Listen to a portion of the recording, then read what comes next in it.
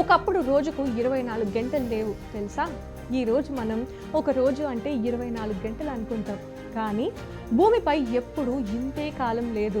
శాస్త్రవేత్తల తాజా పరిశోధన ప్రకారం సుమారు 7 కోట్ల సంవత్సరాల క్రితం ఒక రోజు అంటే కేవలం 23.5 గంటలే. అంటే భూమి అప్పట్లో ఇప్పుడు కంటే వేగంగా తిరిగేది. దీనివల్ల భూమి సూర్యుడి చుట్టూ ఒక ఏడాదిలో 372 సార్లు పరిభ్రమించేది.